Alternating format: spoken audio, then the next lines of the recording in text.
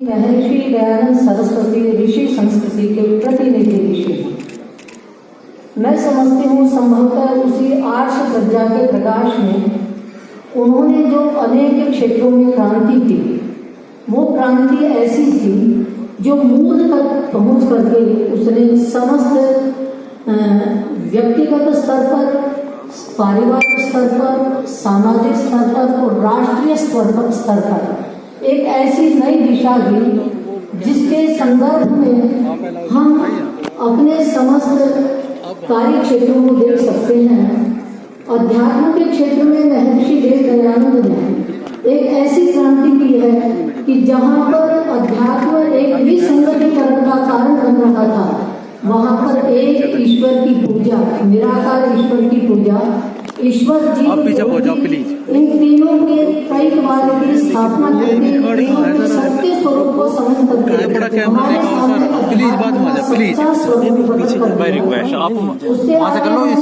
शिक्षा के क्षेत्र में देखते हैं, वहाँ पर महर्षि देव दयानंद ने ऐसी क्रांति की है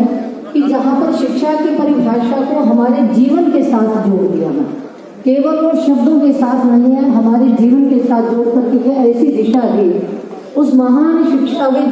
महर्षि देव दयानंद शिक्षा की परिभाषा करते हुए लिखते हैं कि जिससे विद्या, सभ्यता, धर्मात्मता,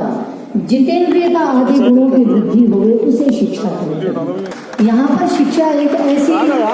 चीज है जिससे मनुष्य शिक्षा से, जहाँ बाहर से अनेक कलाओं में पारंगत होकर के सुभूषित होता है, वहाँ अंदर से ऐसा निर्मित, वो ऐसा शिक्षित दीक्षित व्यक्ति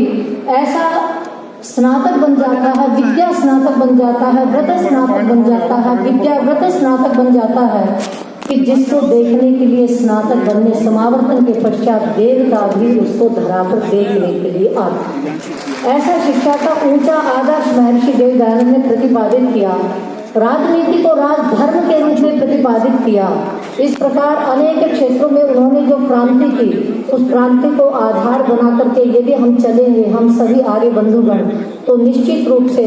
उस क्रांति से समस्त जगत के अंदर एक विशुद्ध क्रांति को आगे बढ़ाते हुए उस ऋषि के प्रति हम कृतज्ञ होकर के कुछ उऋण हो पाएंगे। इन्हीं शब्दों के साथ मैं आप सबका हार्दिक आभार व्यक्त करती हूँ। धन्यवाद। ओम इदं नमः ऋषिभ्यः पूर्वेभ्यः पूर्वजेभ्यः पतिभ्यः। संपूर्ण विश्व में योग और ऋषि संस्कृति की बिल्डिंग होस्ट करने वाले श्रद्धेय स्वामी रामदेव जी महाराज, पूरे विश्व में भारतीय संस्कृति, वैदिक संस्कृति के प्रचार प्रसार करने वाले सम्मान्य पूज्य स्वामी चिदानंद जी महाराज, इस कार्यक्रम के पुरोधा आर्य समाज के प्रबल वक्ता श्रद्धेय डॉक्टर सत्यपाल सिंह जी, जो कि संसद में अपने आर्य सभ्यता, वैदिक सभ्यता का डिंडिंग घोष करते रहते हैं, श्रद्धेय संजय मंडल, मातृशक्ति और प्रेम सज्जन। आज महर्षि दयानंद के 200वीं जयंती के अवसर पर आप सभी आर्यजनों को देख करके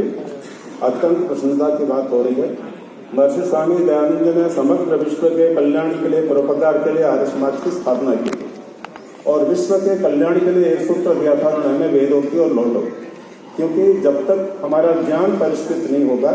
और उस ज्ञान से उत्पन्न हमारे कर्म तब तक हमारे परिष्कृत नहीं हो सकते, तो विशुद्ध ज्ञान की प्राप्ति के लिए उन्होंने वेदों का राह हमको दिखाया। मैं समझता हूँ महर्षि दयानंद जी का सबसे बड़ा देन है। और वैदिक ज्ञान विज्ञान को विश्व में प्रसारित करने के लिए जो गुरुकुलीय शिक्षा पद्धति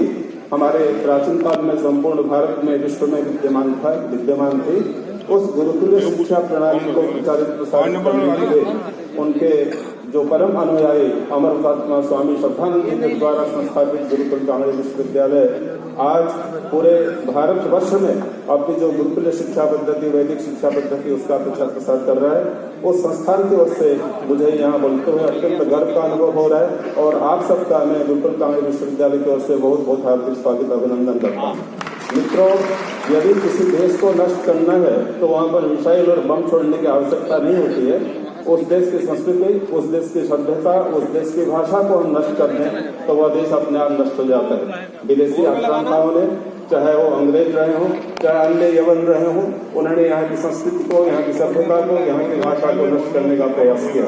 हम लॉर्ड मैकाले का जो वक्तव्य है ब्रिटिश के पार्लियामेंट में उसको पढ़ते हैं कि यदि हमें भारत को नष्ट करना है तो वहाँ की जो शिक्षा पद्धति है, वहाँ की जो आध्यात्मिक शिक्षा पद्धति है, उस आध्यात्मिक शिक्षा पद्धति को नष्ट कर दें तो निश्चित रूप से भारत नष्ट हो जाएगा और उस चिरकाल तक उसको शासन कर सकते हैं। इस चैलेंज को स्वीकार करते हुए अमरनाथ स्वामी श्रद्धांजलि ने 1902 में उपहरे गिरिनाम संगमे च नदी नाम वहाँ पर गुरुकुल कांगड़ी विश्वविद्यालय की स्थापना की थी। उनका उद्देश्य था वैदिक ज्ञान विज्ञान का प्रचार प्रसार करना। हिंदी के माध्यम से आप लोगों को जानकर के अत्यंत सुखद आश्चर्य होगा, उस समय महर्षि दयानंद के सिद्धांतों के अनुरूप 1902 में हिंदी भाषा में राष्ट्रभाषा के माध्यम से विज्ञान गणित जैसे विषयों का ग्रंथों का रचन और उनका पठन पाठन की परंपरा गुरुकुल कांगड़ी विश्वविद्यालय के माध्यम से प्रारंभ की गई थी। गुरुकुल शिक्षा का जो मूल उद्देश्य स्वामी श्रद्धांजलि ने बहुत सुंदर शब्द में कहा है, आचार्य उपनयमानो प्रणुते गर्भमंतः तम रात्रिस्त्र उदरे विभर्ते। इस मंत्र की बहुत सुंदर व्याख्या की है, तम रात्रिस्त्र उदरे विभर्ते। उसका सारांश रूप में यह प्रतिपादित किया है कि जब तक छात्र का समग्र आधिभौतिक ज्ञान की प्राप्ति न हो जाए, जब तक छात्र को समस्त प्रकार का आधिदैविक मानसिक बौद्धिक ज्ञान न प्राप्त हो जाए और जब तक छात्र को समग्र प्रकार से आध्यात्मिक ज्ञान की प्राप्ति नहीं हो जाए तब तक कोई भी छात्र पूर्ण रूप से पूर्ण पुरुष नहीं बन सकता। गुरुकुल शिक्षा इस तीनों लक्ष्यों को, तीनों प्रकार की ज्ञान प्राप्ति कराने के एकमात्र साधन है। मैं आज भारत सरकार के अनेक गणमान्य व्यक्ति बैठे हुए हैं, जब तक इस गुरुकुल शिक्षा पद्धति के माध्यम से हम व्यक्ति के भौतिक आध्यात्मिक और आध्यात्मिक ज्ञान की प्राप्ति नहीं करा सकते, तब तक हम न मानव जाति का उत्थान कर सकते हैं, न विश्व का कल्याण कर सकते हैं, न राष्ट्र का कल्याण कर सकते हैं। आप सभी का इस अवसर पर बहुत बहुत धन्यवाद। इसके लिए हम लोग प्रयास करेंगे बन करके काम कर रही है और आगे भी हम 200वीं जन्म जयंती के उसमें एक संकल्प लें कि ऋषि दयानंद के कार्यों को आज आपका मैं बहुत बड़ा मानता हूँ। आज हिमाचल यमुना गंगा उच्चल जल